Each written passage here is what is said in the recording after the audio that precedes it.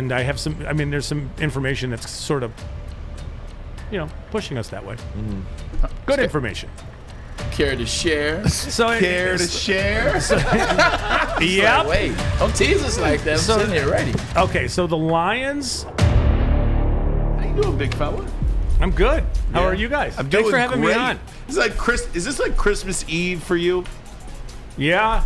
if you really wanted Christmas to be here and over, it's just I'm sure that as a player, just get the draft here and over with. One of the things that Braylon and I were talking about is over the last 4 months, there have been no games played, and we have talked ourselves in and out of about 15 different players at number 2. We've talked ourselves in and out of about 15 different players at number 1. Yeah. And it's just, this to me is the most unpredictable draft that I can remember. Now, I could be wrong about that, but how would you characterize this? I think it's fair. I'm guilty of penciling many different players into Jacksonville at 1. Yeah. I am. To me, the Lions and at pick 2 has sort of been edge rusher or quarterback the whole time, but Jacksonville at 1 has been a super interesting saga of they really should be taking a tackle, but the Cam Robinson stuff is super fishy, and it has been all along. They offered him franchise tag situation, but he didn't sign it for like 6 weeks. Yeah. Which is giving a team a pass on injury protection, because if he gets injured on that 1-year deal, it's fully guaranteed. So not signing it was something that just was hung out there like it's suspicious. And then even today, the 3-year deal for I'm not going to say the little money they gave him, but it's not like they paid top of the market money. It still makes me wonder, but it's obvious that we should be thinking about the Jaguars taking an edge player at this point, just because they have a left tackle in Cam Robinson for 3 years. They have a right tackle, Juwan Taylor, who's in the last year of his rookie deal. They did take one in the round 2 last year. So as much as I would still take a tackle, I'm not in charge of what's happening down there.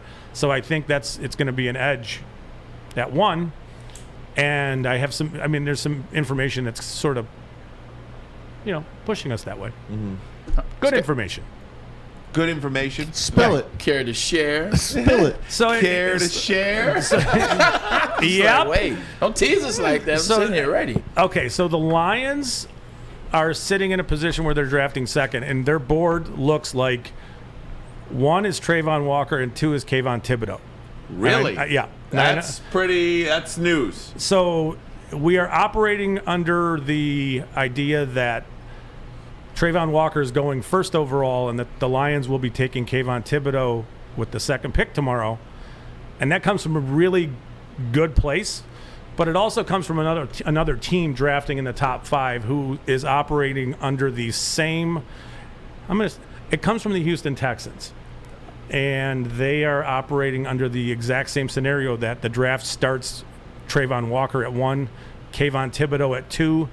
And they are taking Derek Stingley at 3. Whoa!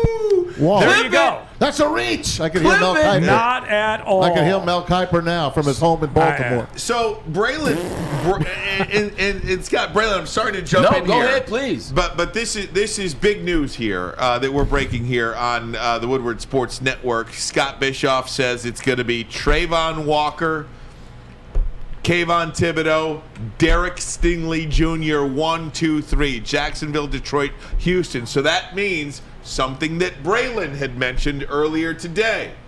The slide for Aidan Hutchinson. Where does that stop? 5.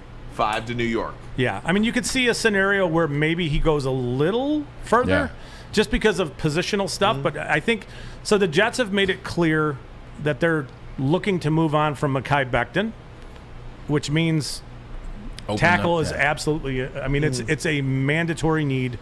They do have pick 4 and 10. If they allow themselves to take Hutchinson at 4, they're really stretching things at the tackle position. So I think it'll be Ike Mekwonu possibly at 4. pick 5. The Giants have picks 5 and 7, so realistically they could go anywhere at 5. But then there's pick 6, which is a really interesting trade down scenario candidate for Carolina. Carolina has pick 6 and then pick 137. They don't have a second or third rounder, so you could see them looking to trade out. And if Hutchinson is still on the board at pick 6, my guess is you're going to have a slew of teams trying to get up to him. So I think his floor is 5 to the Giants. And I know this is all, Spec. Yeah, and it's the draft, so there's nothing guaranteed. But this comes from anytime you get information from a well-placed source, you have to kind of vet it and figure out what's the manipulation happening here. Why am I being told this? Why me? Yeah, or what does this information mean? Where's it coming from? And it comes from a really good place, and then you hear the exact same thing from a completely different source, completely uninvolved with one another, and then it becomes, okay, this is a thing that's happening. Mm-hmm. So obviously I'm not walking it back. There are no guarantees, but that is absolutely the way I would lay out the top 3 of the draft, maybe even the top 5. Scott, I appreciate that. Let me ask you something. Before you got on air, we were talking about the Trayvon Walker situation, just talking about him as a player in general. You're not sold that he should be a 1 or even a 2 for that matter. Am I putting words in your mouth? No. Okay, tell me why. Because it's a projection. He is not at all the football player that he would need to be to justify going first overall, but his upside is absolutely. He may have more upside than anybody in this class other than Malik Willis. And we've talked about him ad nauseum, so we're not going to do it again. But as far as a pass rusher goes, being 270 pounds and running the way he runs and moving, I mean, it's crazy to watch him play. But the problems is that, generally speaking, when you watch him and he gets, if a tackle stops his initial rush, there's nothing else. Right. There's no plan. There's no other moves. It's just it's kind of, the rep is kind of over. But then again, 270-pound guy with 35-inch arms who runs the way he runs, moves the way he moves. You can understand that a team that's being run by a guy who's drafted players based on traits before would fall in love with those traits. And just drafting on upside alone, you can understand it. The reason why he's nowhere near a complete player. He is a total project. And I agree, and that's why I've still been high on who I've been high on out of Oregon. I don't have to say his name for the millionth time. The thing about Trayvon Walker that does bother me, and I echo your sentiments for the most part, he just reminds me of Vernon Golston. Remember Vernon Golston? Detroit's own, went to Cal State High School.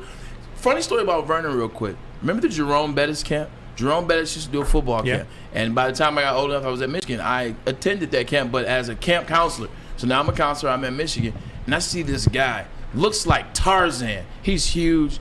Legitimately comes up to me. How you doing, Mr. Edwards? He was like, I would love to go to Michigan. I was like, I thought you were NFL already. Who is this? And it's Vernon Golston. Tell Lloyd Carr about him. The rest of history goes to Ohio State. But played with him with the New York Jets. Same thing with him, man. Had high upside. He looked like a mutant.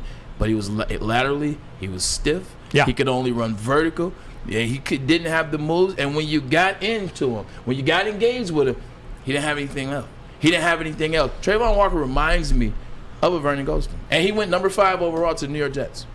And I'm sure he was a project who they expected they could develop. That's one of the things I think teams have this understanding or this misconception at times that, we can get that guy figured out. They just didn't do it right through 3 years of college. We'll get it resolved. And sometimes is a failing plan. But, with him, it's just, I don't think you're going to get a lot of production right away with what he is as a player. And it's going to take a little time.